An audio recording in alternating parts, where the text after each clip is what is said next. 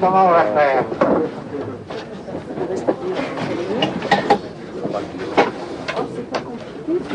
Je vais la jambe. Je peux pas les casser. Ah. Non, mais c'est pas seulement pour bouger, c'est pour respirer.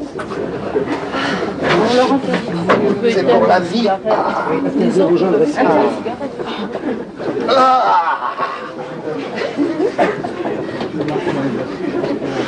Je vais marcher. Bonjour Félix.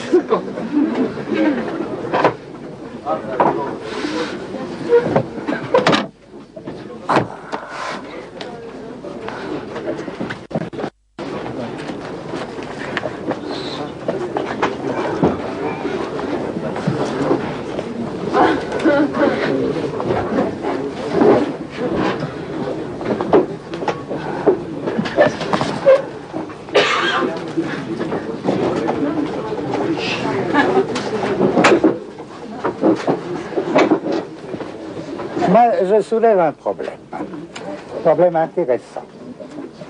Là, il y a de la fibre de verre. Supposez que le feu prenne. Ah. Vous voyez la porte, hein?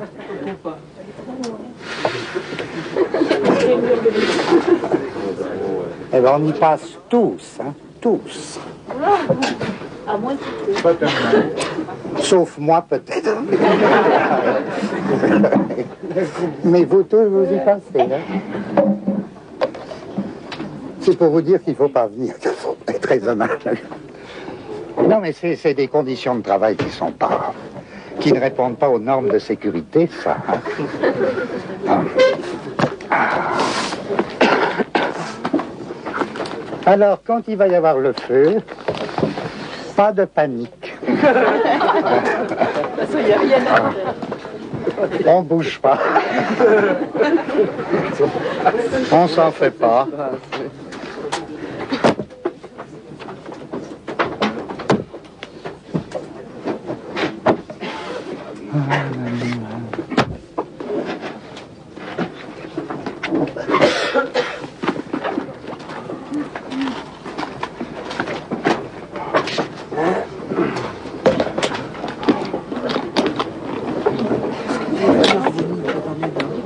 Quoi?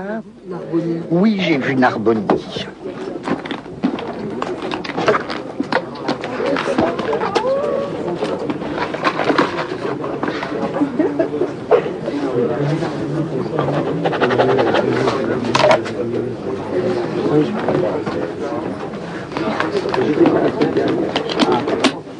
Vous avez étouffé. Ça y est.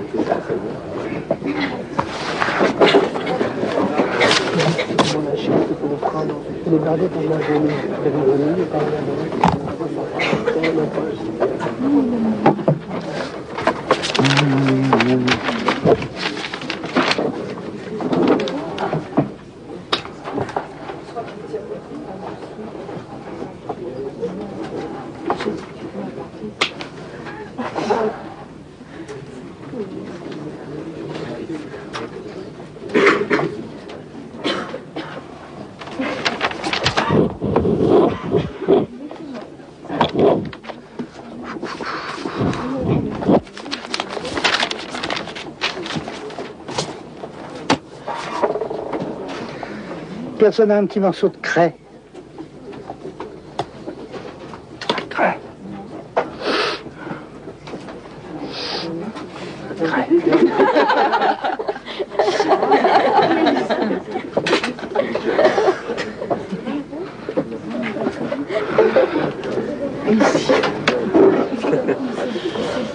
Bon. Alors, comme d'habitude, je réénumère les thèmes qu'on a vus, puisque... Quoi?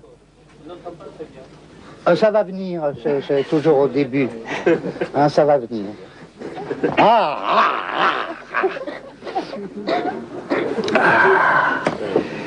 Les thèmes. je crois que on a commencé, parce que si je fais cette récapitulation, c'est parce que quand on reviendra sur un thème, il faut que vous consentiez, ceux qui étaient là, oh non, merde, hein, à l'avoir présent à l'esprit. Alors je dis, il y a un premier thème qu'on a mis pour le moment de côté, concernant un certain nombre de figures de la segmentarité. Et puis, il y a un deuxième thème qui concernait cette fois à la fois des ensembles que nous appelions des ensembles molaires et des lignes moléculaires. Et bien entendu, ces ensembles molaires et ces lignes moléculaires se mélangeaient, et on avait juste dégagé d'une manière très générale deux complémentarités, deux rapports de complémentarité entre les ensembles molaires et les lignes moléculaires qui s'en mêlaient, ou qui se mélangeaient à eux. Et c'était d'abord une complémentarité en raison directe, à savoir plus les ensembles molaires deviennent grands, plus les lignes moléculaires s'enchevêtrent, tracent des mouvements de fuite, etc. Et c'était aussi une complémentarité en raison, j'ai commencé par la raison directe, je sais plus, et une complémentarité en raison inverse. Et puis, ce second thème, on l'a juste esquissé. La dernière fois, on a aussi esquissé un troisième thème qui était une très rapide ou un essai très rapide d'analyse du verbe être comme principe des ensembles molaires et de leurs éléments. Et d'autre part, de la conjonction ET comme mouvement de lignes brisées, mouvement de lignes moléculaires. Et l'on imaginait une espèce de tension, pas de contradiction, une espèce de tension entre le EST du verbe être et le ET de la conjonction. Et l'on imaginait que cette tension traversait, à des titres d'ailleurs très différents, le langage, ou du moins certains langages. Et puis, nous avait été assénée l'objection que paraît-il dans certaines langues, cette tension du EST et du ET ne se trouve pas. Nous en étions très ennuyés, non seulement ne se trouve pas, mais que même la structure de ces langues la dément. Alors nous étions très ennuyés. Et nous maintenions quand même que tant pis, bon. Un certain jeu de la conjonction ET définissait les langues mineures ou l'usage mineur de certaines langues, par opposition à l'impérialisme et à l'hégémonie du verbe être dans des langues dites majeures. Puis on en était là et on savait qu'il faudrait revenir aux deux objections qu'on nous avait faites, pour lesquelles nous ne nous sentions pas compétents pour répondre, mais qu'il faudrait faire une séance là-dessus avec ceux qui avaient fait ces objections, à savoir que ça ne marchait pas, en tout cas pour l'arabe, ça ne marchait pas pour le chinois. Mais ce qui nous rassurait, c'est que ça marchait en tout cas pour les langues que je proposais d'appeler ni majeures ni mineures, mais des langues travaillées par des minorités fortes, à savoir l'anglais, l'américain. Et que tout l'anglais, l'américain, était traversé par un certain usage très curieux du ET. Voilà. Ces thèmes, ils peuvent avoir l'air dispersés, mais je pense que vous sentez que... Aujourd'hui, je voudrais entamer un quatrième thème. Et ce quatrième thème consisterait en très gros à dire nous allons essayer de fixer un certain statut propre à ce qu'on pourrait appeler des multiplicités moléculaires.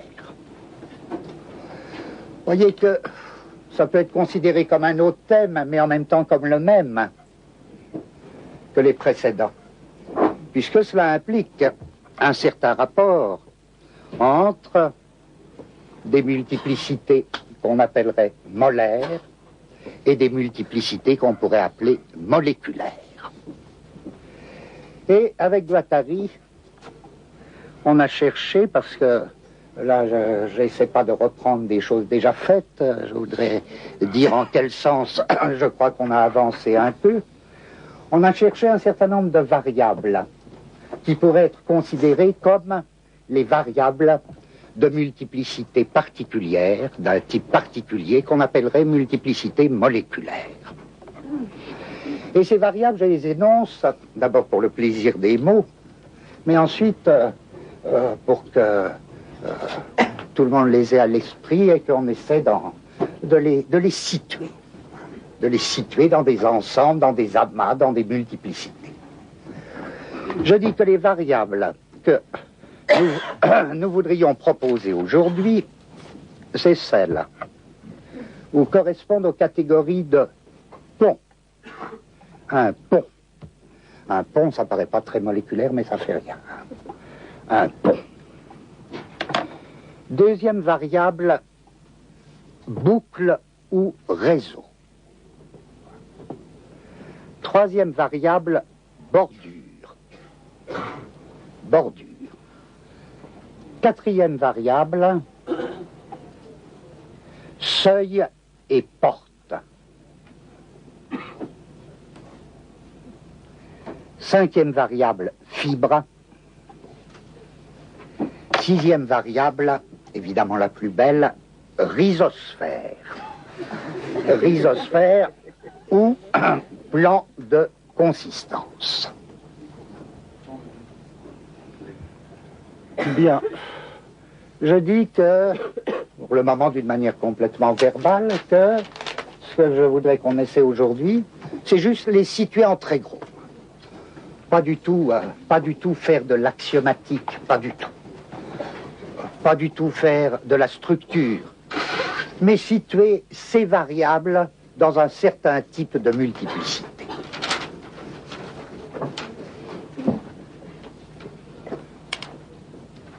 Évidemment,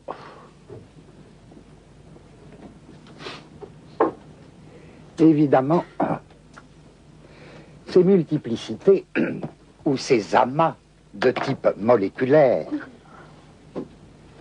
ils n'existent pas tout seuls. Je repense toujours à l'objection dont on était parti hier, mais enfin c'est quand même du dualisme tout ça.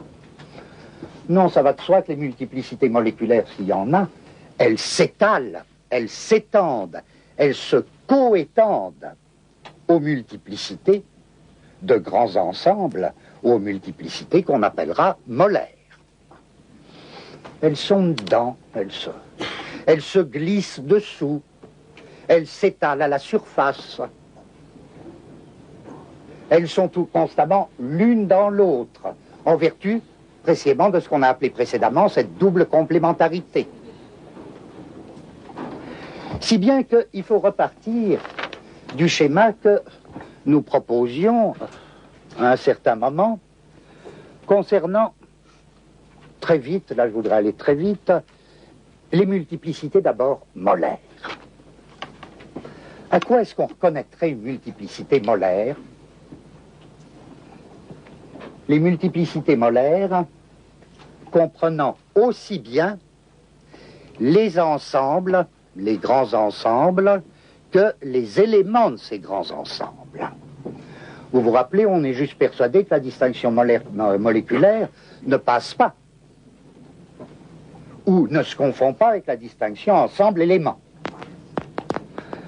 Donc les multiplicités molaires, c'est un certain type d'ensemble qui comprend des éléments. Comment le définir?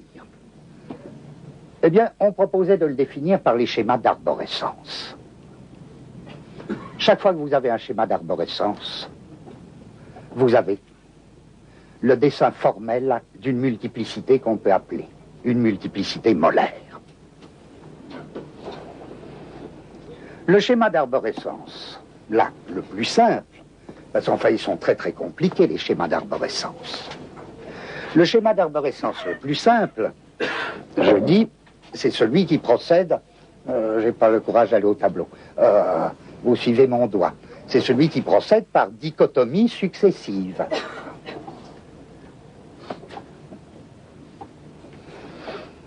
Mais il y en a des plus compliqués. Si j'essaie de donner sous sa forme la plus générale le schéma d'arborescence, parfait, parfait. Mais il est simple encore.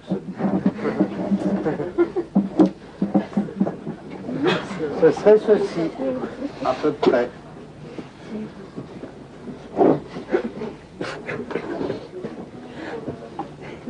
Voilà. Je ne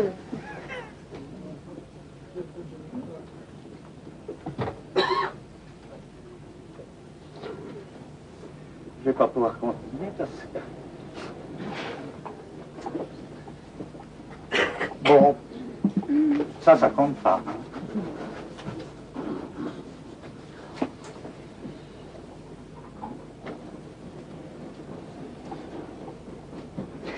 Voilà, un schéma d'arborescence.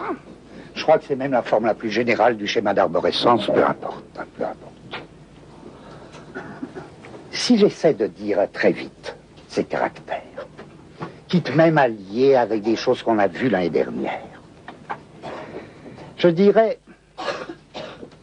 que dans un tel ensemble, dans un tel type de multiplicité, multiplicité molaire, premier caractère, les machines binaires valent pour elles-mêmes. À chaque fois, il y a une opération de dichotomie qui vaut pour elle-même. Encore une fois, tu es un homme ou tu es une femme. Tu es un bourgeois ou tu es un prolétaire, etc. Tout un jeu de machines binaires qui valent pour elles-mêmes. Deuxième caractère.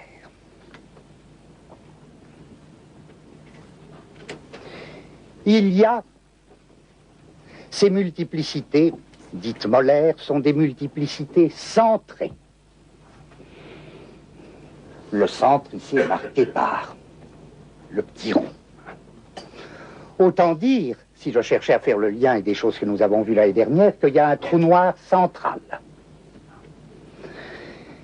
Il y a un trou noir central, non pas que ce soit le seul, mais plutôt tous les autres trous noirs répartis dans la multiplicité résonnent avec le trou noir central, qui dès lors va comme se déplacer dans toutes les directions.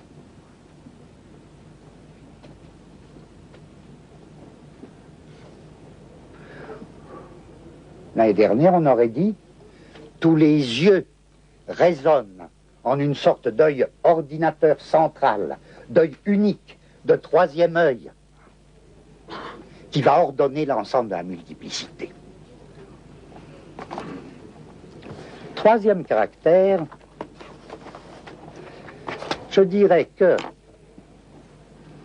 ces multiplicités sont des multiplicités évolutives, même si elles n'évoluent pas. Si elles n'évoluent pas, qu'est-ce qui leur arrive? Si elles n'évoluent pas, il leur arrive qu'elles régressent. Mais régression, progression sont des caractères, sont des directions de l'évolution même. Ce sont des multiplicités évolutives en sens qu'elles sont soumises à une progression ou à une régression. En d'autres termes, ce qui est déterminant dans ces multiplicités, ce sont les lignes de filiation ou les lignes de descendance.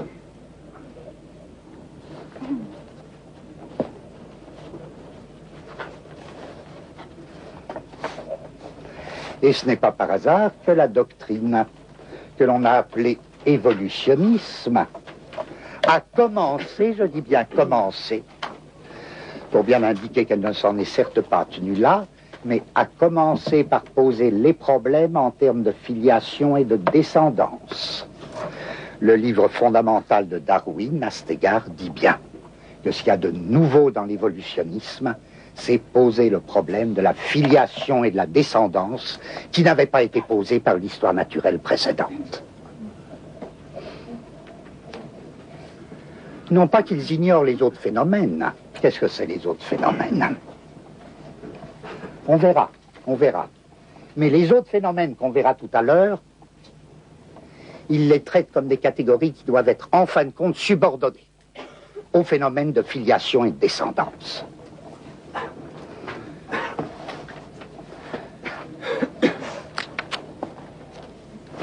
Autre caractère,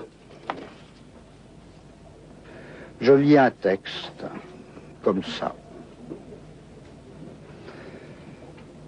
Dans un système arborescent,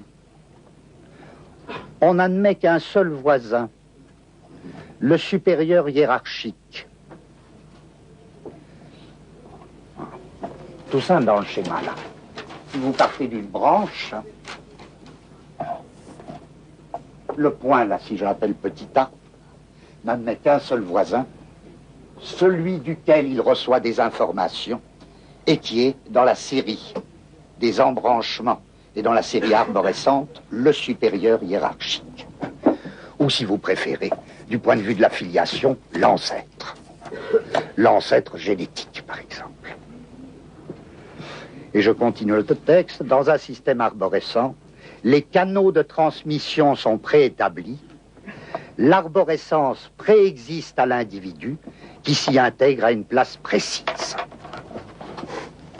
C'est ce qu'on appelle en informatique le régime des automates centrés.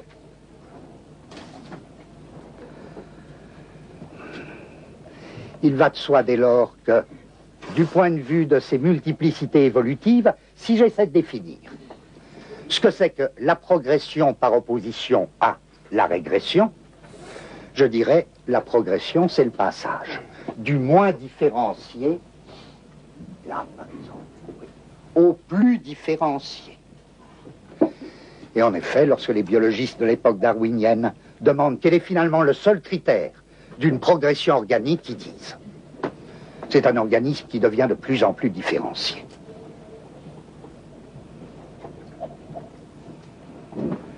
Enfin, dernier caractère sur lequel je voudrais insister, c'est que dans ces multiplicités molaires, je ne tiens pas tellement, là on pourrait, enfin c'est des questions que je voudrais vous poser presque immédiatement, on pourrait faire une genèse, un passage de chaque caractère à un autre. Hein. Ce ne serait pas difficile à faire comment il se conclut, mais c'est pas la peine, non.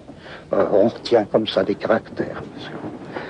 Je dis, dernier caractère que je retiens pour le moment, c'est que dans de telles multiplicités, il faut bien qu'il y ait un principe qui sera dit d'organisation ou de structuration et qui mène le jeu des différenciations de plus en plus poussées. Ou bien qui distribue les binarités, les dichotomies, ou bien qui fait circuler le trou noir dans l'ensemble du système. Mais ce qui est très curieux, c'est que le principe d'organisation, de structuration est toujours caché. Il donne à voir et lui-même n'est pas vu.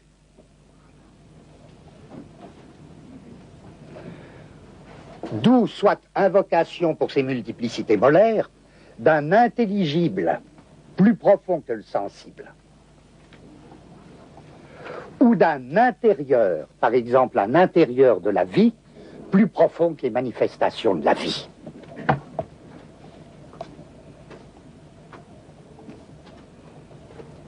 À quoi reconnaît-on, par exemple, presque je dirais, si une multiplicité, si vous pouvez reconnaître dans une multiplicité un des caractères précédents, j'espère que dans le courant là, de notre séance aujourd'hui, ça va devenir plus concret. Mais si vous pouvez retrouver à un niveau concret, dans une multiplicité, un de ces caractères, je crois que vous pouvez dire, si petite qu'elle soit, si minuscules que soient les éléments mis en jeu. C'est une multiplicité molaire. Je prends un exemple.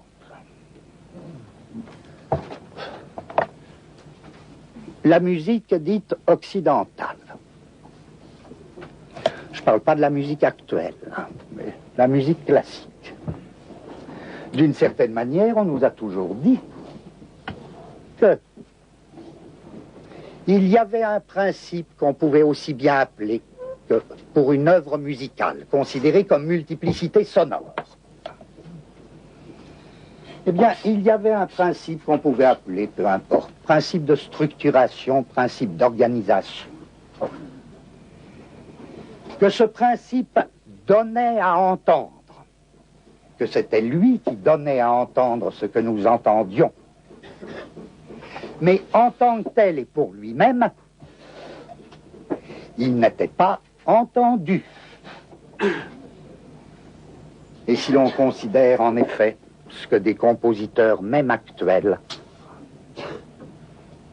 comme Stockhausen ou comme Boulez, appellent aujourd'hui une structure, il est bien entendu qu'une structure musicale donne à entendre, mais n'est pas en tant que telle entendue, qu'elle ne peut être d'une certaine manière, en prenant le mot au sens le plus vague du terme, qu'elle ne peut être que conclue à partir de ce qu'elle donne à entendre. Or, tout de suite, vous voyez la question que je voudrais poser, là, sans du tout y répondre. Je me demande, par exemple, si la conception occidentale, disons pour faire rapide, si la conception occidentale de l'inconscient ne dépend pas précisément de ce type de multiplicité molaire. Bon, on verra. Voilà, ça reste abstrait, mais je voudrais dire des choses plus concrètes, puisque je voudrais dire que il ne s'agit même pas de dire maintenant, d'autre part, vous avez des multiplicités d'un autre type, des multiplicités moléculaires. Il s'agit de dire que dans ce schéma des multiplicités molaires, vous allez voir toutes sortes de phénomènes se glisser, faire irruption, s'immiscer, pénétrer les multiplicités molaires et constituer dedans de manière immanente, constituer de manière complètement immanente un autre type de multiplicité qui vont travailler celle-ci du dedans. Ça nous importe pour l'avenir, parce que s'il y a un tel travail du dedans, si les multiplicités molaires sont travaillées par des multiplicités d'une autre nature, voyez bien que nos thèmes précédents, nos thèmes des dernières fois, peuvent peut-être se ranger davantage, s'ordonner davantage. Et je voudrais le montrer presque là en mêlant tout, c'est-à-dire en invoquant aussi bien, mais en invoquant un peu de science, hein, et puis un peu de, pas de rêve, hein, mais je sais pas, de la littérature. Mais je voudrais pas les mélanger parce qu'on ne me croirait plus du tout. Mais je veux dire, avec deux pôles, prendre des pôles de ce que font les savants aujourd'hui. Et pourquoi ça nous intéresse? Parce qu'encore une fois, dans tous les domaines aujourd'hui, à chaque fois, Guattari ou moi, on tombe sur un exemple très précis qu'on n'arrive pas à comprendre tellement les savants, c'est très difficile à comprendre. Mais au moins, ce qu'on comprend immédiatement, c'est qu'à chaque fois, ils sont en train de dire, nous appliquons d'abord des schémas d'arborescence. Parce que ça va très loin, c'est pas le petit schéma que j'ai fait, vous comprenez, il faudrait des mathématiciens spécialisés. Mais par exemple, en statistique, dans des statistiques mathématiques très très compliquées, très complexes, il y a toute une méthode qu'on appelle, c'est pas par hasard, parce que les savants ils font pas de métaphore, qu'on appelle le décompte des arbres. Et ben aujourd'hui, dans la statistique mathématique, ils tombent tout le temps sur ça, mais les méthodes dites de décompte d'arbres, ça rend pas compte des phénomènes dont dit un savant, dont moi je m'occupe. Faut trouver un tout autre type un tout autre modèle, ça m'est égal les mots là, tout autre modèle, tout autre schéma, tout autre type. Et partout, et voilà qu'en biologie, en mathématiques, en physique, en chimie, en linguistique, partout, dans tous les domaines, les schémas d'arborescence qui ont été longtemps dominants, et qui, je crois, restent encore complètement attaché à la période axiomatique de la science, eh ben, ces schémas sont en train d'être complètement bouleversés, précisément parce que la science a fini d'être, ou de prendre un idéal axiomatique ou un idéal structural quelconque. Bon, alors, essayons quand même d'être plus concrets. Je dis voilà. Premièrement, on se heurte à l'existence de ce qu'il faut bien appeler des ponts. Des ponts.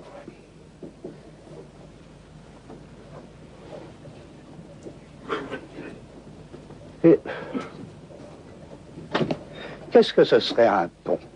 J'ai pas besoin en apparence de sortir de mon schéma là. J'ai qu'à l'ajouter. Simplement, je poserai immédiatement la question, est-ce que ce schéma est le moins du monde susceptible de répondre ou de rendre compte de ce que je veux y ajouter? Ce que je veux y ajouter, c'est... Voilà. Ça, puis là. 2 fois. Ah, 2 ponts. Ah. Comment est-ce qu'il faudra définir des ponts? Il faudra définir les ponts comme étant des connexions quelconques entre 2 lignes ou 2 lignées hétérogènes.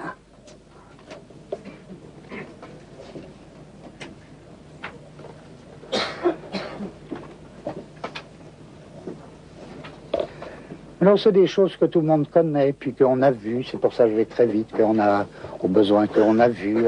Je reprends des exemples qu'avec Guattari et moi, on a déjà beaucoup développé. C'est quand même curieux l'histoire à laquelle on revient toujours, parce qu'on trouve qu'elle est fascinante. Guêpe, orchidée. La guêpe et l'orchidée qui... Enfin, pour parler tout simple, reproduit une espèce d'image de guêpe, de telle manière que la guêpe vient épouser l'image de guêpe. Là se fait une espèce de liaison transversale, bien plus entre 2 règnes, entre un élément d'un règne végétal et un élément d'un règne animal. Je dis c'est un pont. Vous voyez déjà ce qu'on veut en tirer, c'est qu'un pont, vous ne pourrez jamais le dériver d'une filiation. C'est pour chercher une filiation commune. Même mon schéma éclate là. Parce que dans mon schéma, le pont, je l'établis bien entre 2 séries, 2 lignes différenciées, mais il y a une filiation commune là-haut. Or déjà, le pont, il fait éclater ça. On peut trouver là une filiation commune, un ancêtre commun à la guêpe et à l'orchidée, quand même. Le pont, à la limite, il faut dire qu'il est toujours inter-règne. Donc on n'a plus le choix, si on accepte ça. Il y a des ponts. Il n'y a pas seulement des ponts en biologie. Voilà que les physiciens et les chimistes, ils nous parlent de la nécessité d'introduire des ponts dans les amas. Par exemple, dans la théorie actuelle des polymères. Il faut introduire des ponts, alors que les schémas classiques ne rendent pas compte de ça. Je dis, le pont santé, c'est toujours un terme d'alliance. Alliance entre 2 règnes. Voilà que le monde vivant ne se comprend plus, enfin j'exagère, hein. Voilà des portions du monde vivant qui ne se comprennent plus en termes de filiation et de descendance, mais en termes d'alliance. Après tout, ça va bien, parce que si on essayait de dire qu'est-ce que c'est que le néo-évolutionnisme, l'évolutionnisme post-darwinien, c'est précisément un évolutionnisme qui a été amené, forcé à renoncer de plus en plus au primat, à l'hégémonie du thème de la filiation. Est-ce qu'on peut dire qu'il y a une alliance guêpe-orchidée? Mais des phénomènes d'alliance vitale, on en connaît dans l'ensemble de ce qu'on appelle les symbioses, les parasitismes, mais plus généralement le domaine des symbioses. Ce serait intéressant que l'évolution se fasse par alliance et non pas par filiation. À ce moment-là, ce serait plus de l'évolution sans doute. Alors qu'est-ce que ce serait? Ce serait un autre type de multiplicité, ce serait des multiplicités moléculaires, des multiplicités, des micro-multiplicités. Les ponts, ils définissent et ils mettent en jeu déjà tout un système de micro-multiplicité. En quel sens?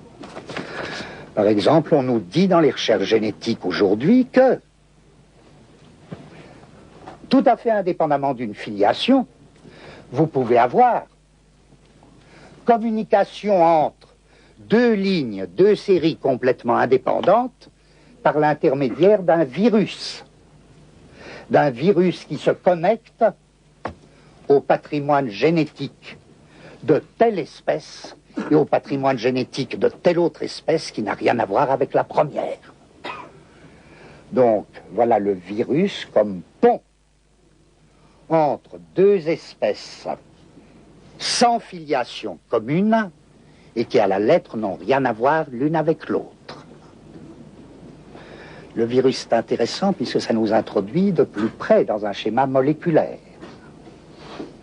Des alliances contre nature. Mais s'il y a d'autres alliances que contre nature, est-ce que toutes les alliances ne sont pas des interrègnes? Est-ce qu'elles ne se font pas entre deux règnes? Voilà, on appellerait pont, et ce serait le premier caractère, donc, de ce type de multiplicité. Les connexions quelconques entre séries ou entre lignes indépendantes, irréductibles à une filiation commune ou à une descendance commune. Quoi? Pas si vite. Pas si vite? Oh!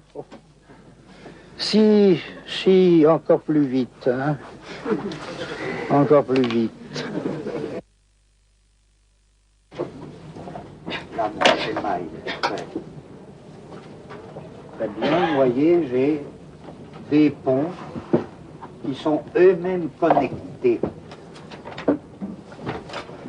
Pourquoi c'est intéressant? Enfin, c'est pas tellement intéressant. Pourquoi c'est intéressant? Parce que c'est un état de toute évidence où il y a un essaimage des trous noirs, une multiplicité de trous noirs qui ne se laissent pas ou qui ne résonnent pas dans un trou noir central. Pourquoi? Parce que contrairement à un des caractères des multiplicités molaires tels qu'on les a vus tout à l'heure, là, c'est chaque élément, chaque trou noir, si vous voulez, c'est chaque élément qui est à la fois émetteur et récepteur. Dans la théorie des automates aussi, j'insiste beaucoup là-dessus. Si c'est irréductible à un schéma d'arborescence, c'est que chaque élément est à la fois émetteur et récepteur, si bien que vous avez un schéma de ce type-là, irréductible à un schéma d'arborescence. Oui, voyez, voilà.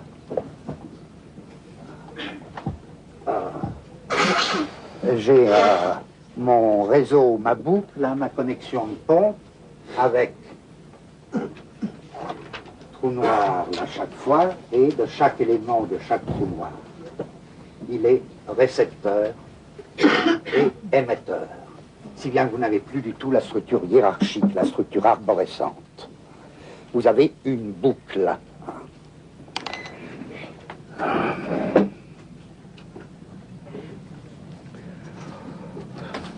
Je lis par exemple un spécialiste aujourd'hui de certains phénomènes physiques dans un texte dont je voudrais que tout à l'heure Guattari parle, s'il veut bien.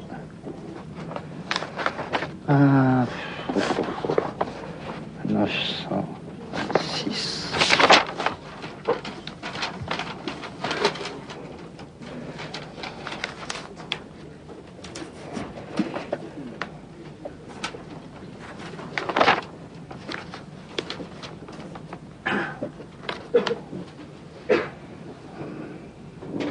Oui, quand on suppose que les amas ont une structure ramifiée simple comme un arbre généalogique, cela omet toutefois la possibilité de cyclisation.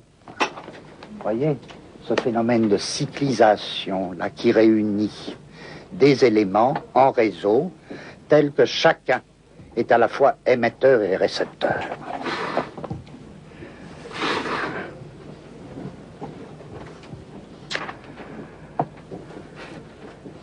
Remarquez que jusqu'à maintenant, je voudrais en avoir fini déjà pour parler concret, mais je suis mal parti, j'aurais dû commencer par le concret, tant pis, c'est trop tard. Remarquez que jusqu'à maintenant, ça va peut-être s'arranger. J'en suis resté à une seule multiplicité, mais quand même, c'est quelque chose qui est en train de se passer. Ce que j'essaie de montrer, c'est comment, dans une multiplicité molaire quelconque, quelque chose d'une autre nature est en train de se glisser. On va dire, ça se glisse. Je ne peux pas dire, quand je dis c'est une multiplicité moléculaire, bon, d'accord, mais c'est une drôle de chose qui est en train de se glisser, de lancer ses ponts, de connecter ses ponts en réseau et boucle. C'est quoi? Enfin, il ne faudra pas s'étonner qu'on ait besoin de faire appel au conte de terreur, non moins qu'à la science, pour se rendre compte de ce qui se passe dans ces cas-là. Bon, mais je dis, avec mes deux premières notions de pont et de boucle ou réseau, je suis resté uniquement dans le cadre d'une multiplicité supposée, déterminée et unique. Telle multiplicité. Or, comment se définit, et c'est ma troisième notion, comment se définit une multiplicité?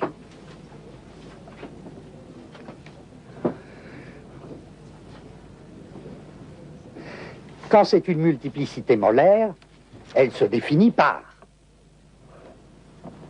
on l'a vu, un principe d'organisation, de structuration qui n'est pas donné comme tel. Là, au moins, la réponse est simple. Mais dans ces multiplicités sournoises, dans ces multiplicités discrètes, qui s'insinuent, qu'on est en train d'essayer de surprendre en tant qu'elles s'insinuent. Je ne peux pas dire, c'est un principe de structure et d'organisation, puisque j'ai gardé ça pour définir les multiplicités molaires. Je dirais que ce qui définit de telles multiplicités, là aussi on l'a fait l'année dernière, alors je passe vite là-dessus, c'est un certain nombre de dimensions.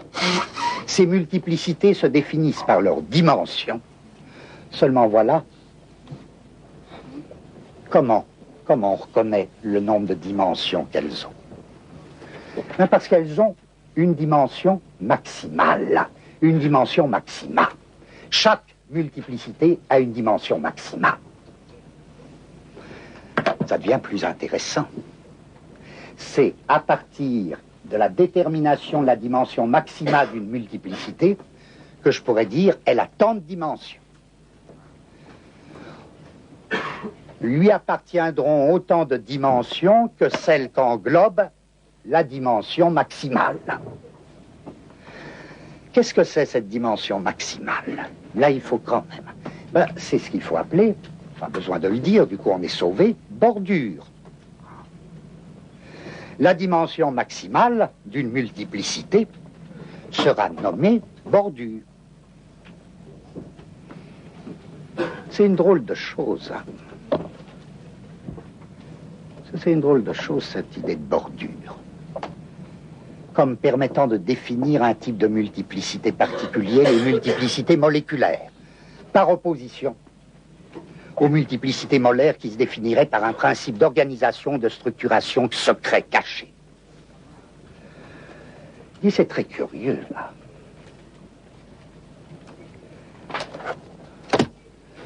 Prenons une multiplicité du type mouche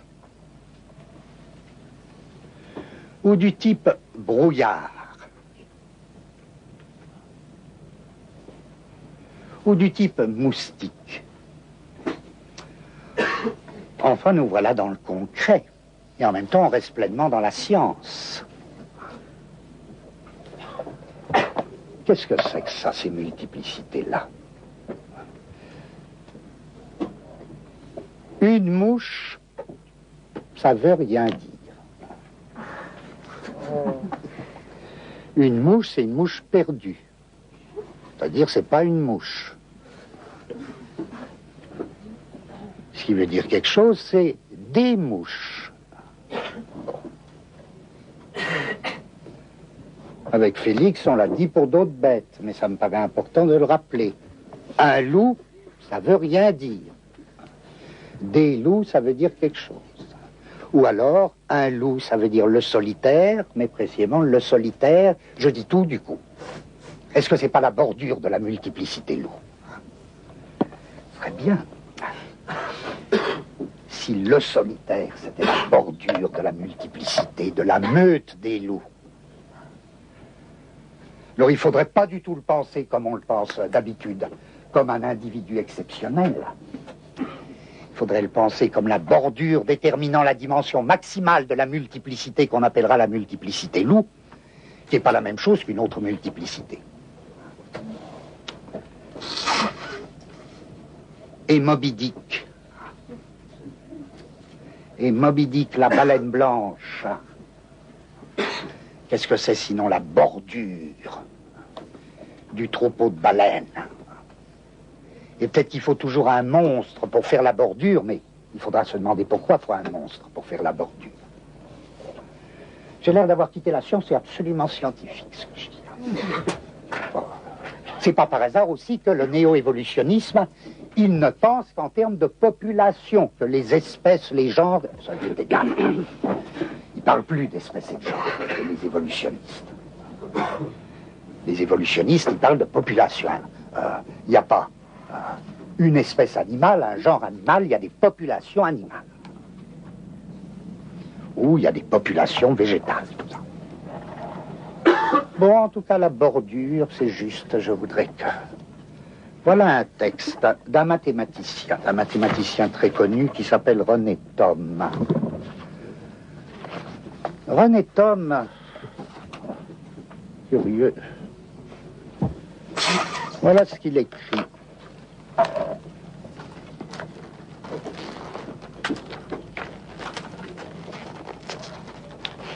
Il oppose, lui, il aime bien opposer les ensembles militaires, les ensembles militaires ou sociétés militaires et les ensembles fluides ou sociétés fluides. Ça nous va parce que les sociétés militaires, c'est typiquement des sociétés à arborescence, c'est les sociétés d'arborescence. Encore une fois, ça fait partie de nos acquis l'année dernière, les appareils de pouvoir sont fondamentalement arborescents, ramifiés.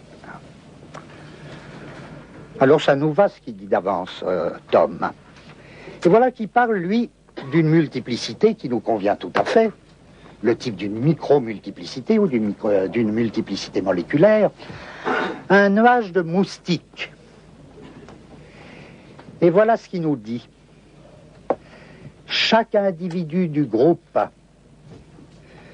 se déplace aléatoirement. C'est pas comme ça dans une société molaire, dans un ensemble molaire.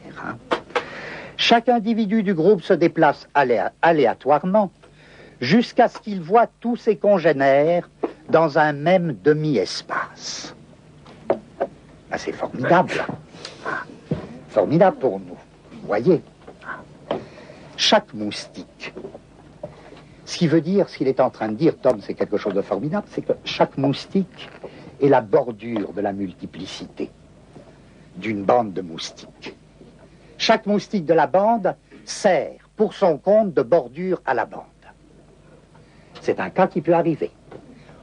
On a vu un autre cas, où là, il y a émergence d'un petit principe militaire quand même. C'est lorsque la bordure est assurée par un chef de meute, un chef de troupe, un chef de bande. Mais là, dans les moustiques, chaque individu se déplace aléatoirement jusqu'à ce qu'il voit tous ses congénères dans un même demi-espace. Ça veut dire que vous suivez parcours d'une mouche ou d'un moustique, là, bien entendu tout change si il est attiré par par du sang, par une chair, tout ça là. Mais vous prenez le parcours aléatoire, eh bien, la règle de cet aléatoire, c'est que chaque moustique va se déplacer jusqu'à une limite. Cette limite, c'est quoi? Si on suppose un espace fermé, la limite, ce sera le point où le moustique étant, tous les autres moustiques de la bande seront, par exemple, à sa droite. Vous me suivez? À ce moment-là, il sera en position de bordure. Et qu'est-ce que dit Tom? Alors, il s'empresse de modifier son mouvement de manière à rentrer dans le groupe. Dans cet exemple, la stabilité est assurée en catastrophe, concept cher à René Thom, qui fait une théorie mathématique des catastrophes. Donc, dans ce cas, la stabilité est assurée en catastrophe par une barrière assurant une discontinuité du comportement. Une barrière, on ne peut pas mieux dire que c'est ça, la bordure. C'est-à-dire que la bande a un nombre de dimensions qui seront déterminées par la dimension maximale, la bordure. Et la bordure, c'est quoi dans le cas de la bande de moustiques? On peut la définir très précisément, la ligne en fonction de laquelle un moustique étant situé sur cette ligne voit tous les autres membres de la bande d'un côté. À ce moment-là, il rentre. Alors je dis, c'est très curieux cette situation, être en bordure. Il faut tout de suite en profiter, être en bordure. Être en bordure, c'est-à-dire à la fois appartenir à la bande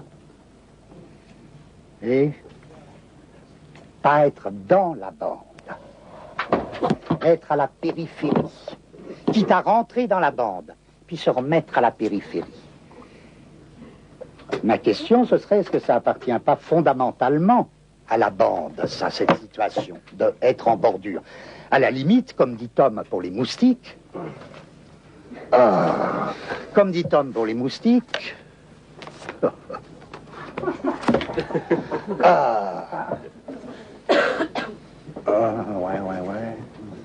je sais plus. Comme dit Tom pour les moustiques, oui, c'est chaque moustique, en tant qu'il est de la bande, qui occupe la situation de bordure. Il y a dans un roman, alors du coup, je peux passer, parce que là, je vois plus aucune différence. Entre une phrase de Tom et une phrase d'un romancier, je vois bien les différences de traitement, quoi. Il y a deux livres faciles à trouver de Tom. Il y a un article, mais alors est-ce que j'ai la référence là? Un article, un livre qui s'appelle Morphologie. La morphogenèse. Morphologie, mais hélas, il s'est trompé de mot, parce qu'il appelle ça morphologie structurelle, je crois. Il s'est trompé, ça arrive à tout le monde. Morphologie structurelle et je ne sais pas quoi. Je vous le dirai, attends, il faut que je vois s'il est dans...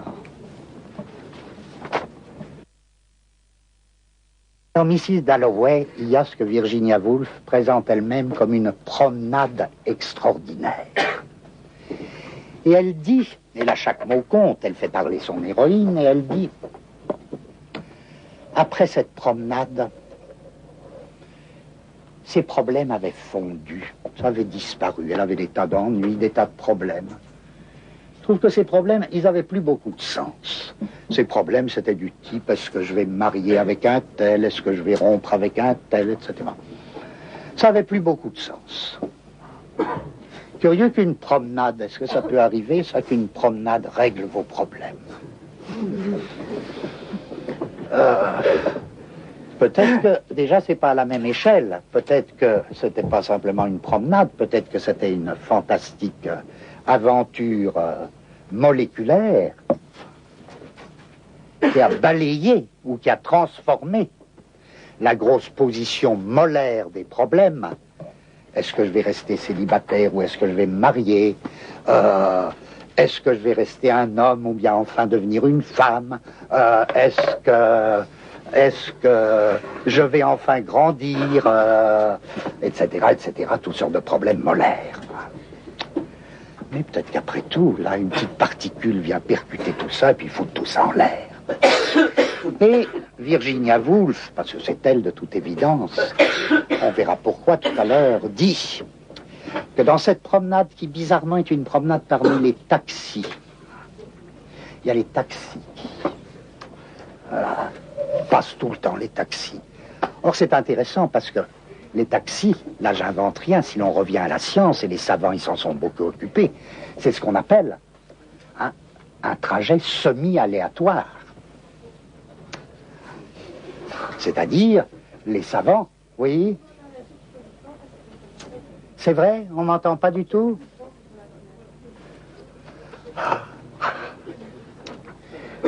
Le chemin d'un taxi dans une journée, c'est très équivalent au chemin d'un moustique dans sa bande.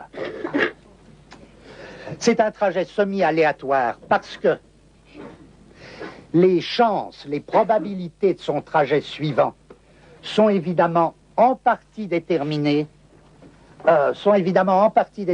par le point où le client précédent l'a laissé.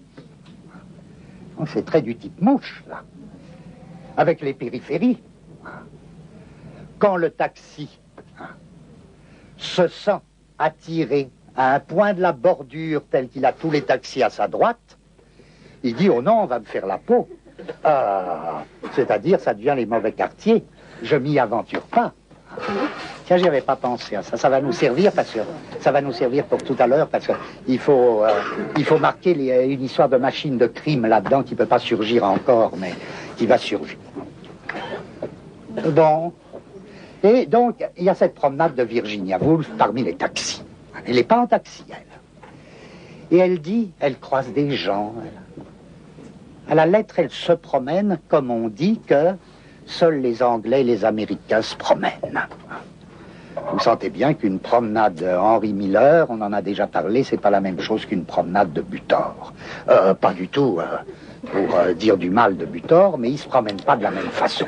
Les Anglais et les Américains se promènent pas de la même façon. Henry Miller se promène pas à Clichy comme un Français se promène, à moins qu'il ne soit très doué, à New York. Pas pareil, c'est pas ni plus mal, ni... Mais je veux dire qu'un Français, il a des promenades plutôt molaires, d'habitude. La promenade moléculaire, ça, c'est un drôle de truc. Bon, enfin, elle dit, je m'enfonçais comme une lame entre les choses. C'est beau, ça, sa promenade. Je m'enfonçais comme une lame entre les choses. Et elle dira un peu plus loin, donc je le sais presque parce que je l'ai appris hier soir, parce que le livre, il était gros, je ne voulais pas l'amener. Elle dit aussi, je suis un brouillard. C'est-à-dire, là, une multiplicité moléculaire. Hein. Je suis un brouillard qui s'étend entre les personnes que je connais. C'est beau dire ça, surtout chez elle, c'est pas de la littérature. Elle a vraiment vécu comme ça, comme un brouillard qui s'étendait entre les personnes qu'elle connaissait. Je suis comme une lame qui s'enfonce entre les choses, qui coupe les choses, entre les choses. Je suis, je sais plus quoi, un brouillard qui s'étend entre les personnes. Et elle dit, et en même temps, je suis en dehors. Et en même temps, je reste en dehors. C'est une très curieuse position, ça. Il faudra l'expliquer comment est-ce possible. Comment une telle position? Ça reste une curieuse position, parce que je n'ai pas de mot pour la dire en termes de multiplicité molaire. Si j'essaie de dire ça en termes de multiplicité molaire, qu'est-ce que me répondra la machine binaire des appareils molaires? Il me répondra, écoute, hein, tu fais de la littérature. Ou bien t'es dehors, ou bien t'es dedans, ou bien t'es à la périphérie. Ou bien t'es de chez nous, ou bien t'es un étranger hors de chez nous, ou bien on t'a mis de garde.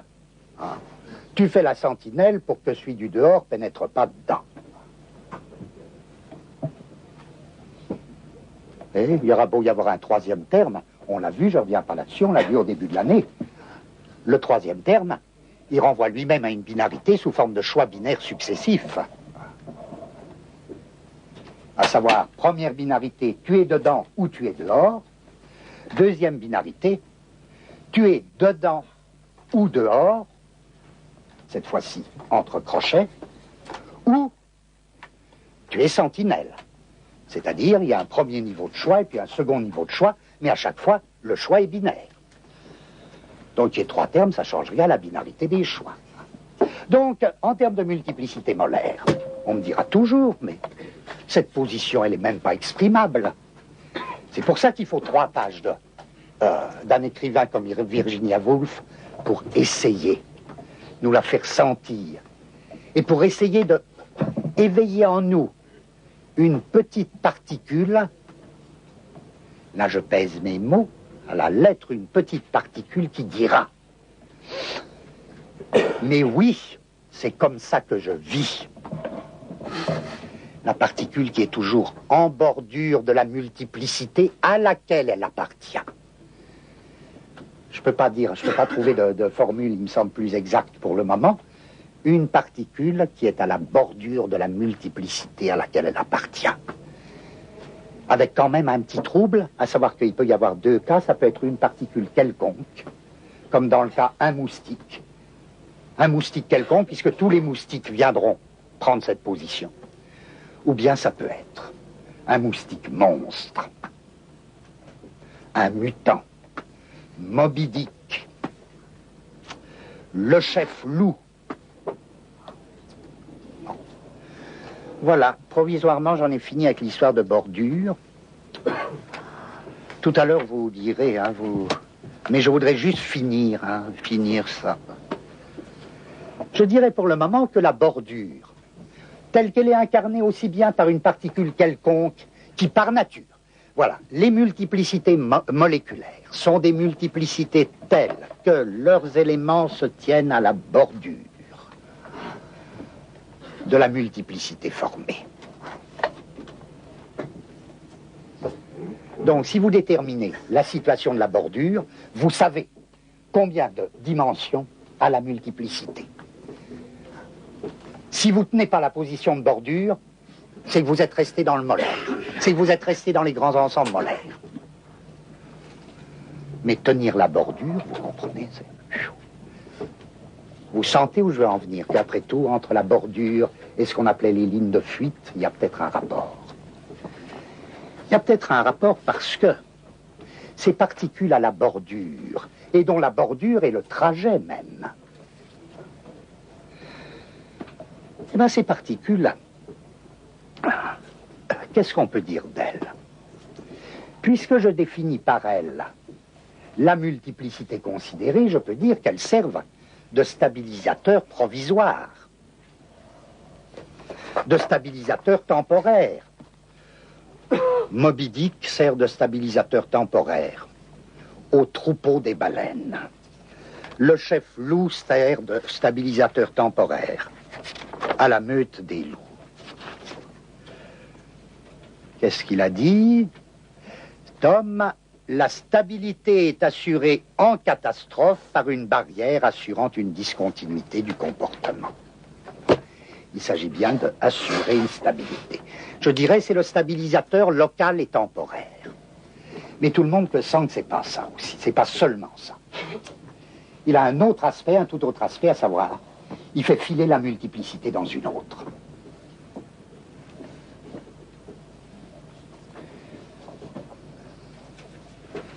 À savoir que, par la bordure, la multiplicité, d'une part, est stabilisée, mais d'autre part, la bordure est en rapport avec d'autres bordures, se prolonge dans d'autres bordures, qui, précisément parce qu'elles englobent d'autres dimensions, vont assurer une métamorphose, une transformation de la multiplicité moléculaire dans une autre multiplicité moléculaire.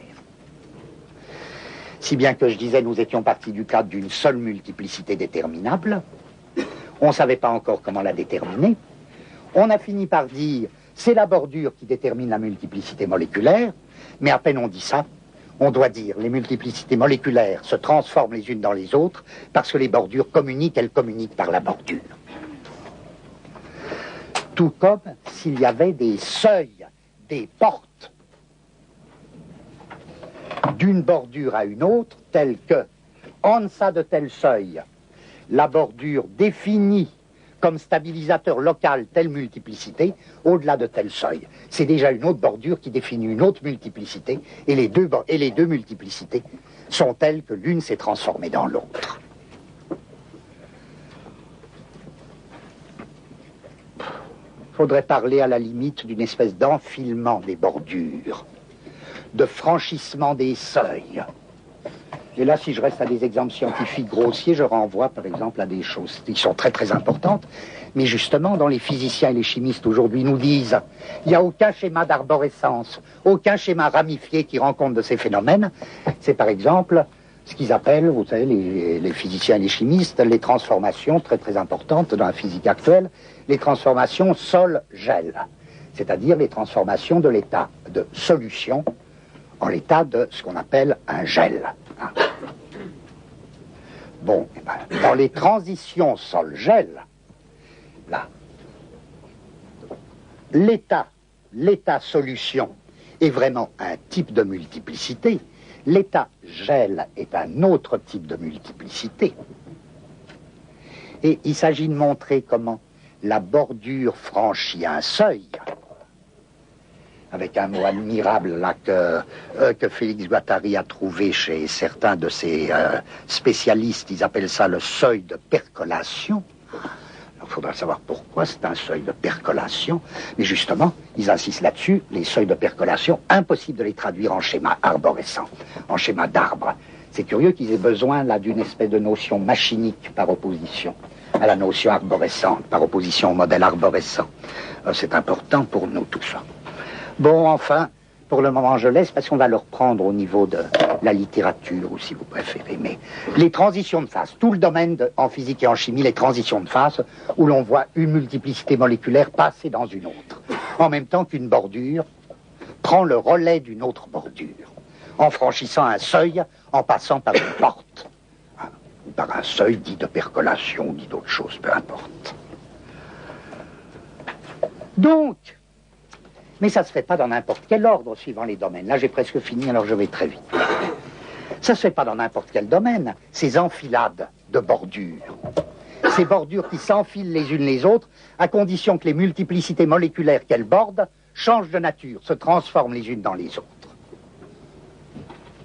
Vous me direz, il faudrait quand même donner des exemples de... Bon. Je prends un exemple en apparence fantastique, tant mieux. Les loups-garous. Les loups-garous. Les loups-garous. Bon, quand ils sont morts, ils se transforment en vampires. Bien. Vous me direz, c'est rien, c'est pas de la science. Mais j'anticipe déjà sur la littérature dont j'ai besoin. Les loups-garous se transforment en vampires. Pas exagéré, si c'est intéressant toutes ces histoires de loups-garous et de vampires, c'est parce que la multiplicité loup-garou, c'est des trucs de meute aussi. Hein. Un loup-garou, ça veut rien dire. C'est des trucs d'épidémie, de contagion, pas de filiation, tiens. Oh ben ça marche. C'est pas de la filiation, on l'avait vu quand on avait travaillé là-dessus. Il y a toujours un pacte d'alliance. Un pacte d'alliance avec quoi? Oh, mais alors... Comme quoi la démonologie peut nous servir de transition, de pont entre la science et la littérature. C'est quoi ça, le pacte d'alliance de celui qui devient loup-garou? Il se passe avec le diable ou avec un sorcier. Le diable, c'est quoi? Par rapport au bon Dieu, qui est la bonne créature molaire, l'énorme créature molaire, le diable, il est typiquement molécularisé. Il a même un nom pour ça. Le diable, sous son aspect moléculaire, je crois me rappeler, je crois qu'il se nomme Belzébuth, c'est le roi des mouches. Oui, parmi les fonctions du diable, une des principales, c'est d'être le roi des mouches. c'est-à-dire des multiplicités moléculaires. Il ne savait pas parler comme ça à ce moment-là, mais quand il disait les mouches, c'était ça. Bon, il a des tas d'autres. Tant d'autres, non aussi, parce qu'il a d'autres fonctions. Mais enfin, qu'est-ce que c'est l'alliance avec le sorcier? L'alliance avec le sorcier, je dirais le sorcier ou le diable, il a la position de bordure. C'est le monstre, bon, c'est le Moby Dick, c'est le Moby Dick de l'univers, etc. Se fait une alliance, c'est-à-dire, je dirais, c'est un phénomène de pont. Se fait une alliance, un alliage, là on peut faire n'importe quoi avec les mots. Se fait une alliance. Et on devient loup-garou. Mais le loup-garou est à la fois pleinement membre d'un élément d'une multiplicité, mais comme cette multiplicité est une multiplicité moléculaire, même si le loup-garou est gros, tout ce que je dis, ça revient à dire qu'on est en train de définir depuis le début nos multiplicités par de toute autre référence que la référence d'échelle ou de taille. Comme c'est une multiplicité moléculaire, en tant que membre de la meute ou de la multiplicité, le loup-garou est toujours en bordure de la multiplicité qu'il forme avec les autres loups-garous. Et bien plus les loups-garous sont eux-mêmes en bordure, alors l'ensemble des loups-garous sont eux-mêmes en bordure de la multiplicité qu'ils forment avec les loups, avec celle des loups. Ça se complique. Et quand ils meurent, beaucoup de traditions nous disent qu'ils deviennent vampires. Mais les vampires, c'est un type de multiplicité complètement différent. C'est-à-dire, si on lit les textes, l'intéressant, c'est de chercher en quoi. Par exemple, la multiplicité ou la bande, la meute, loup-garou, n'est pas du même type que la multiplicité, la bande, vampire. Voilà un bon cas d'une transformation d'une multiplicité en une autre par prolongation d'une bordure où le diable, le sorcier, etc. n'ont pas la même fonction.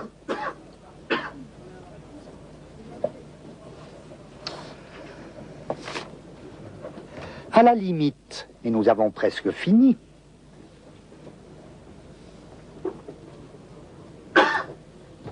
l'enfilade de toutes ces bordures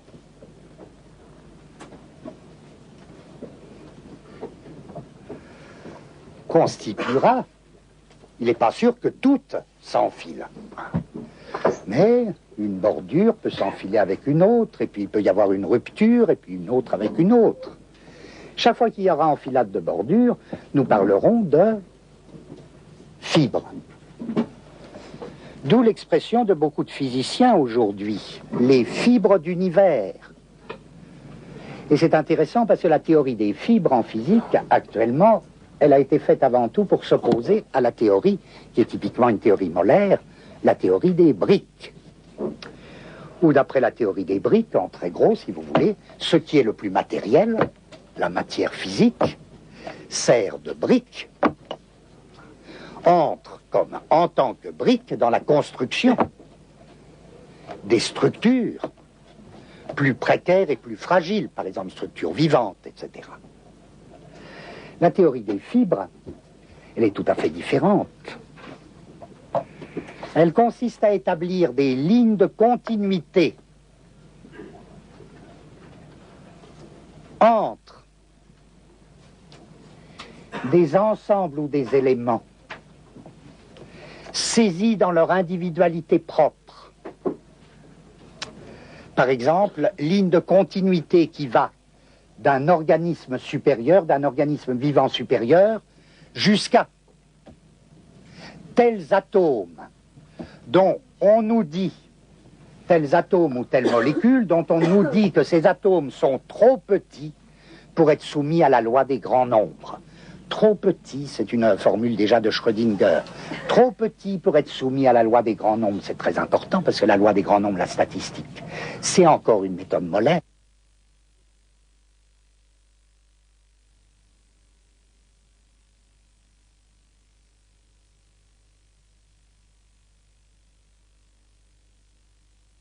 Je dis, les bandes, c'est des multiplicités moléculaires.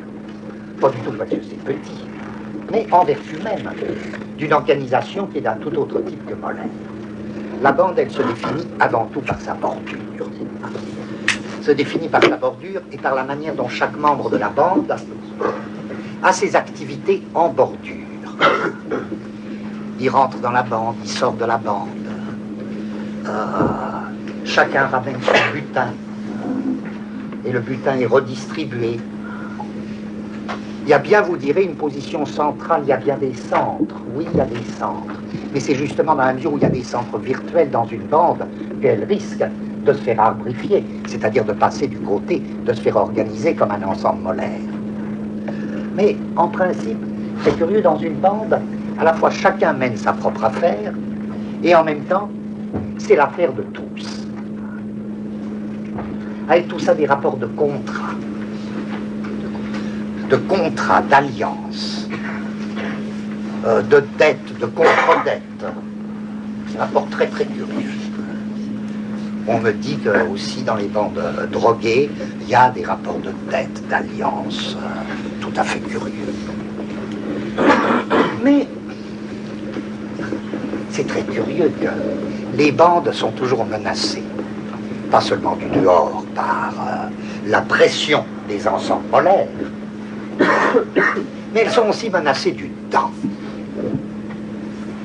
Elles sont menacées du dedans par des phénomènes, comme on les appelle, de massification, par des phénomènes de leader, reconstitution d'un chef central, ou même à la limite par reconstitution d'une espèce de Édipe de groupe. Par exemple, une femme dans la bande qui va assumer un rôle maternant. Elle va faire du maternage de groupe. Ça, j'en ai vu dans des communautés. Le phénomène fascinant du maternage de groupe qui reconstitue un centre de la bande. Alors, là, c'est comme si la multiplicité moléculaire tendait à la lettre à s'arbrifier, à se molariser, à rejoindre le statut d'un ensemble molaire. Et c'est tout le temps comme ça. Ces multiplicités moléculaires, je dis, c'est pas parce qu'elles sont particulièrement fragiles, etc., c'est dans leur mouvement même.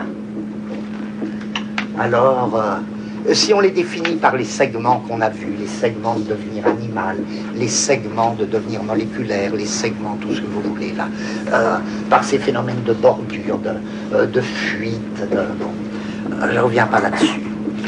On voit bien qu'elles risquent constamment de basculer, de se faire, de repasser du côté des ensembles molaires.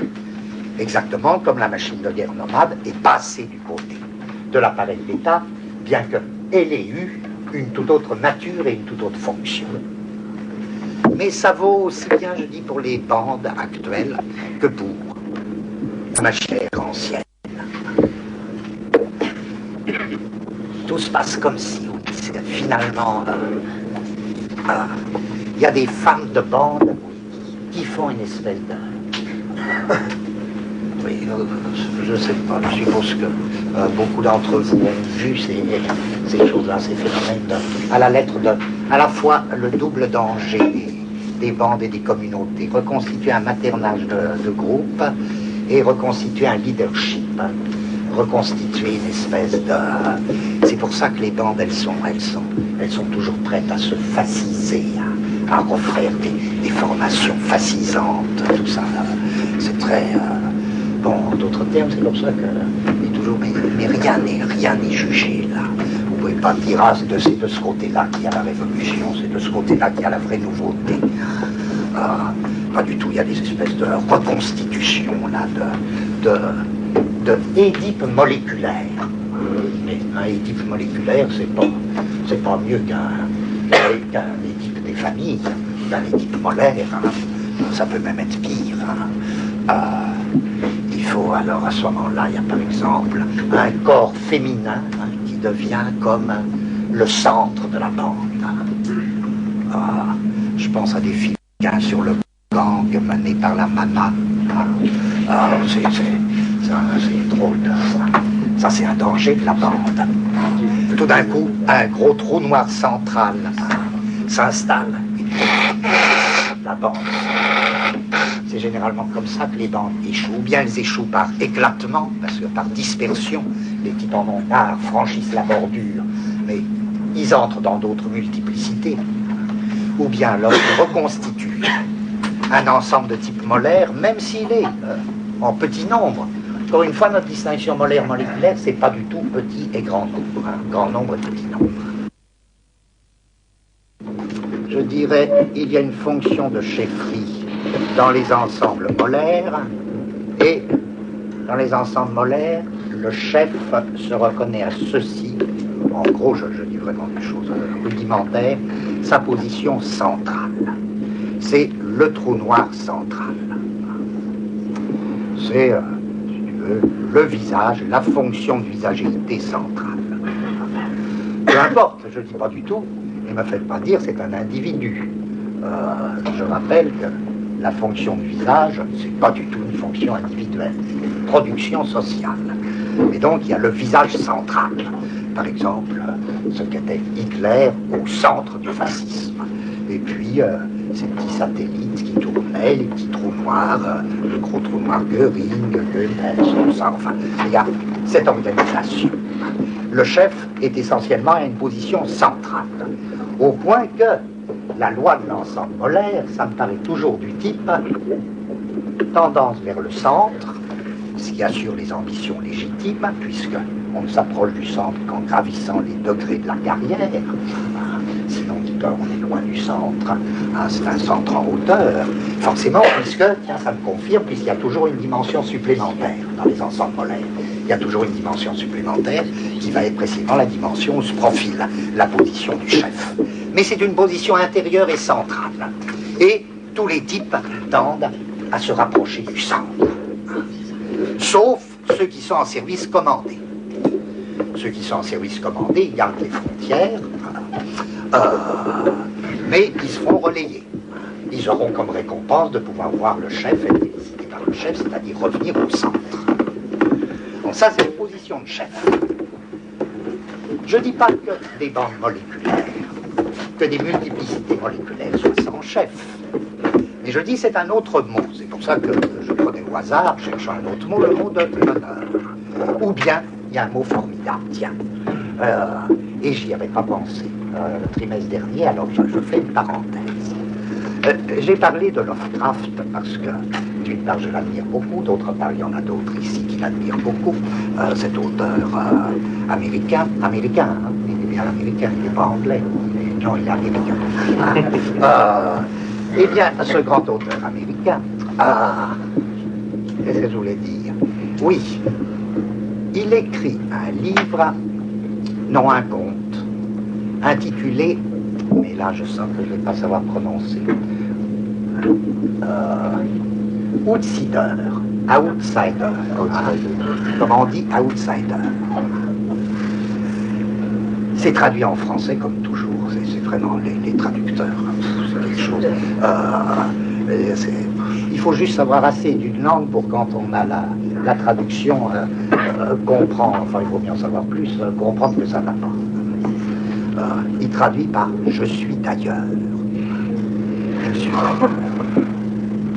Oh, c'est très important pour nous, si vous vous rappelez ce qu'on disait sur les devenirs animaux, dans les multiplicités moléculaires, justement en prenant les exemples tirés de Lovecraft. Parce que dans le conte de Lovecraft, l'outsider, c'est ce que Lovecraft appelle la chose, l'innommable. L'homme en devenir bête. C'est le devenir animal de l'homme. Alors, ça grouille. Il présente cet outsider, il le présente à la fois comme la chose, mais comme un grouillement. Vous vous rappelez, c'est notre couple, le meneur et la meute. Les deux, Moby Dick et la meute des baleines. Le diable et la meute des loups, etc. Et l'outsider, on voit très bien ce qu'il veut dire. Ça ne veut pas dire du tout je suis d'ailleurs. L'outsider, c'est quoi? même en français, j'ai l'impression que c'est celui qu'on n'attend pas en quel sens. J'ai pas besoin de forcer, d'ailleurs si je force ça, mais à la lettre. C'est celui qui déborde, c'est celui qui surgit par la bordure, c'est celui qui dépasse par la bordure. C'est l'être des bordures. Alors en effet, l'être des bordures, c'est innommable, c'est celui qui, à la lettre, borne la multiplicité grouillante. Et s'il est dépassé, la multiplicité change de nature. Elle a une autre bordure. Tout ça, on l'avait vu. Mais l'outsider, c'est absolument ça. Or, je dis, c'est une position de chef. Mais chef du point de vue d'une multiplicité moléculaire qui n'a rien à voir avec la précédente position de chef. Le chef des ensembles molaires. Cette fois-ci, le chef ou le meneur d'un groupe moléculaire, c'est celui qui est perpétuellement à la bordure. Dans les meutes animales, on trouverait ça. Il faudrait même voir si on ne trouve pas la double position de chef dans certaines meutes. Déjà une espèce de chef central. Ou bien de femelle centrale. Et puis un chef de bordure, un meneur de bordure qui rabat, qui surveille la frontière. Alors, le chef des frontières, si vous voulez, celui qui est à la frontière, c'est le grand nomade. Celui qui est au centre, c'est l'empereur de Chine. Ça pour faire de la littérature. Or, c'est pas du tout de la même manière que le grand nomade est chef de sa machine de guerre, qui est avant tout, je crois, un groupe moléculaire, une multiplicité moléculaire. L'empereur de Chine est chef nominal de l'appareil d'État. Alors si on me dit, même si je défends la pensée là, si on me dit, il faut un chef, si je me dis, il faut un chef, et d'autant plus dans certaines circonstances, on n'y échappe pas. J'ai dit pour moi, ça ne veut pas dire grand-chose encore, puisque il s'agit de savoir de quel type est ce chef. Est-ce que ça va être l'être de la bordure, celui qui aura perpétuellement la position d'un outsider, ou est-ce que c'est au contraire ce qu'on pourrait appeler par opposition à l'outsider le champion, c'est-à-dire le type du pouvoir central, qui a la fonction de visagéité, alors que l'être des bordures, au contraire, il est singulièrement sans visage. Alors l'être, il a perdu le visage. C'est peut-être lui qui manie plus le secret. Donc, même à ce niveau, il me semble que c'est pas les mêmes. Il faudrait distinguer non seulement les deux types de chefs, mais la manière dont une multiplicité moléculaire renvoie à un chef de meute, à un chef périphérique, défini comme outsider, et la manière dont les ensembles molaires renvoient à un tout autre type de chef. Et aussi ajouter que sous certains dangers, ou dans certaines circonstances, les multiplicités moléculaires, elles reconstituent des chefs de type molaire. Elles les reconstituent complètement. Alors c'est pas de la même manière, si vous voulez, qu'elles renvoient un chef de bordure, ou qu'elles reconstituent le chef central d'un ensemble molaire. Je trouve complètement marrant quand on nous présente aujourd'hui l'histoire de la psychanalyse comme devant se faire et commençant à se faire, parce qu'il raconte des petites histoires sur ce qui se passait à l'intérieur de l'école. Mais il continue à tricher. Il y a eu une première période qui était en gros la censure sur tout ce qui s'était passé autour de Freud et les premiers disciples de Freud. Maintenant, on commence à savoir quel bouillie c'était tout ça, quelle merveille. C'était vraiment un de ces groupes, alors, bien, avec Freud vraiment comme la chef centrale. Bien. Mais ce qui m'intéresse encore une fois, c'est ça que je voulais dire tout à l'heure, c'est pas les disciples. Parce qu'encore une fois, les disciples, ils l'ont bien mérité. Ce qui m'intéresse, c'est ce qui se passait au dehors, en même temps. Et ça, j'ai l'impression qu'on ne le sait pas encore. Ce qui se passait à Vienne en même temps que la naissance de la psychanalyse. Ce que la psychanalyse, à mesure qu'elle s'institutionnalisait, a écrasé dans les différents mouvements viennois. Alors, on ne considère l'histoire que comme s'il y avait l'institution de l'analyse en train de se faire et ayant ses problèmes intérieurs et puis un extérieur hostile. Pas du tout. Moi, j'ai l'impression, je dis ça à tout hasard, mais il y a un Autrichien qui travaille là-dessus. Je n'ai pas fini, mais comme il travaille depuis 10 ans là-dessus, c'est que ou bien il a renoncé, ou bien il y a trop à dire sur la multitude de groupes qu'il y avait à ce moment-là. Je ne veux pas dire du tout que Freud a plagié ce que ces groupes faisaient. Je dis qu'il y avait un fourmillement de recherche. Alors nous, on connaît juste un type des bordures, Grodek. Mais il paraît que des Grodek, il y en avait de toutes sortes, il y en avait plein. Alors sur la psychanalyse, même sans le vouloir, pas du tout à force de diabolisme, mais même sans le vouloir, a écrasé de tout ce mouvement-là. Et en même temps, je ne peux pas dire, oh, c'est mal. Il n'est pas question de dire, ah, voyez ce qu'ils ont fait. Question de dire que ça marche toujours comme ça dans l'histoire.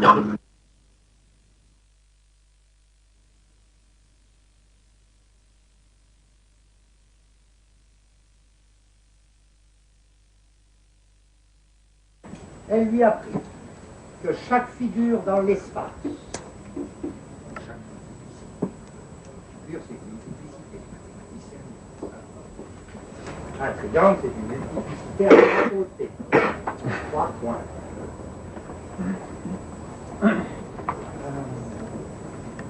Elle lui a appris que chaque figure dans l'espace, donc chaque multiplicité, n'est que, je change de ton quand même. Donc chaque figure, donc chaque n'est que le résultat de l'intersection par un plan.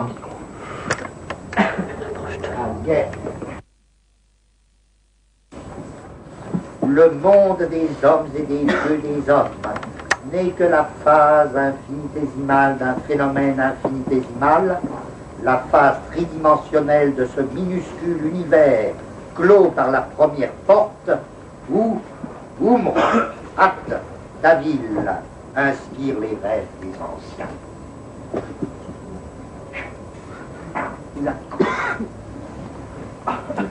Nous disons, chaque multiplicité moléculaire se définit par un nombre de dimensions. Le nombre de dimensions est déterminé par la position de ce qui fait fonction de bordure dans cette multiplicité. C'est pas compliqué ça. Je dis le carré, le cercle sont des figures à 2 dimensions. En fonction de ce qui fait bordure, à savoir une ligne. Tout ce qui est bordé par une ligne sera à 2 dimensions. Ce sont déjà des multiplicités. Puis il y aura des multiplicités à 3 dimensions, bordées par une surface. Puis des multiplicités à 4 dimensions, à 5 dimensions, à 10 dimensions. Exemple de multiplicité à plusieurs dimensions, là on varie un petit peu, mais ce sont des dimensions. Et homme, animal domestique, mouton, rat, bactérie, qui fait la contagion reste la multiplicité, avec croissance de loup-garou, croissance de vampire, etc. Bien, vous avez donc des multiplicités à toutes sortes de dimensions qui se transforment les unes en les autres. On l'a vu. Ce que nous appelons plan de consistance ou isosphère, c'est l'intersection commune de toutes ces multiplicités par un plan. Vous me direz, mais un plan lui-même, il a tant de dimensions. Non, il faut que ce soit le plan 0 dimension, pas au sens de absence de dimension, mais le plan qui est capable de couper toutes les dimensions pour que les multiplicités qui se transforment les unes dans les autres ne cessent pas de se transformer les unes dans les autres et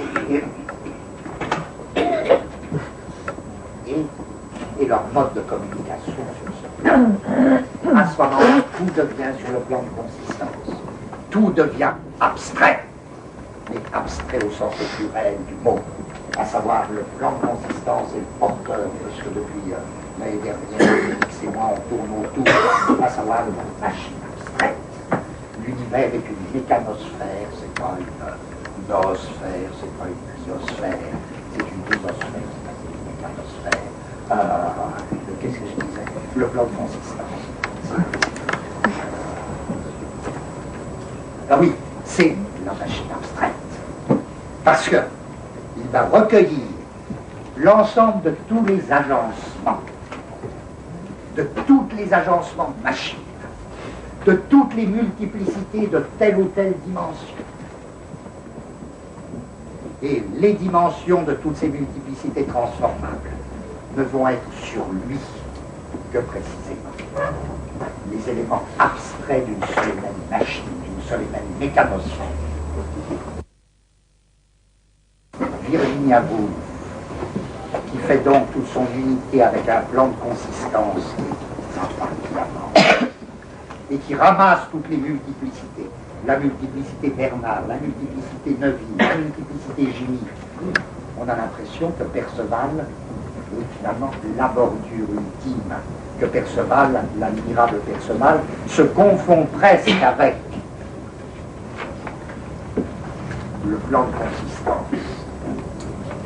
Pourtant non, c'est pas quelqu'un, même quelqu'un là. Et Perceval meurt, en effet. Et j'ai copié là une phrase où l'un des personnages, je crois bien que c'est Rodin,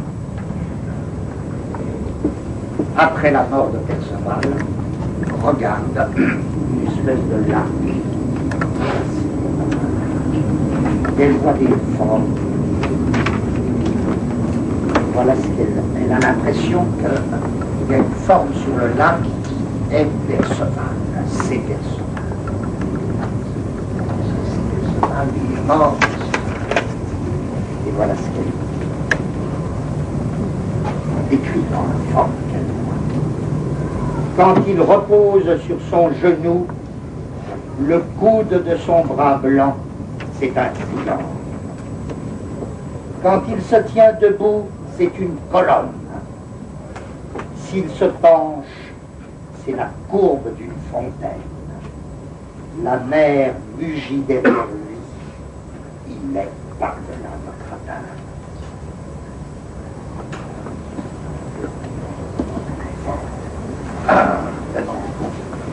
Vous voyez cette espèce la même chose. Vous passez par toutes ces multiplicités à dimension croissante ou décroissante, à dimension variable. Mais tout appartient à une espèce de même plan de consistance. Et sur ce plan de consistance, elles seront là toutes, mais elles seront là toutes, sous la forme la plus abstraite réelle, sous la forme de pièces et rouages de la machine abstraite. Alors ce ne sera plus le genou, le coude du bras blanc de Perceval, ce sera un triangle. Ce ne sera plus, etc. Exactement. Je n'ai pas voulu prendre d'exemple dans Kafka, mais là, je confirme très vite, elle a exactement la position de bordure. En plus, on apprend qu'elle est incontestablement cantatrice, mais qu'elle ne change pas. Ça, c'est des coups de Kafka. Bon, c'est-à-dire, il ne faut pas confondre devenir musical et faire de la musique. C'est peut-être de même, il ne faut pas confondre devenir souris et imiter la souris. L'homme devient souris, la souris devient musicale, mais c'est l'homme qui fait de la musique et la souris, qu'est-ce qu'elle fait? Ça devient mystère, il va falloir trouver ce qu'elle fait. C'est ça que je voudrais appeler un bloc de devenir. La simultanéité de ces deux devenirs non symétriques. Quand je dis il y a un devenir femme de l'homme, je ne veux pas dire, et symétriquement, il y aura un devenir homme de la femme. Quand je dis, c'est pour ça qu'on m'avait soulevé déjà presque cette objection-question la dernière fois. Quand je dis il y a un devenir animal de l'homme, on me disait oui, mais il y a aussi un devenir homme de l'animal. Oui et non. Il y a en fait un bloc de devenir dont les deux devenirs, les deux courants ne sont jamais symétriques, jamais parallèles. C'est le bonjour. Jamais parallèle, jamais symétrique, et où chacun devient quelque chose d'autre que l'autre. Ça sera très compliqué, ça nous reste à voir pour cette histoire de devenir. Mais dans le cas de Kafka, tout le temps, il y a une étrange musique. Il y a vraiment une espèce de musique, par là qu'il est précurseur, entre autres, Kafka. Pourtant, il ne connaissait pas bien la musique de son temps, ça ne l'intéressait pas. Mais il y a une il y a des concerts chez Kafka, Joséphine qui chante et qui pourtant ne chante pas. Enfin, tout ça, c'est ça que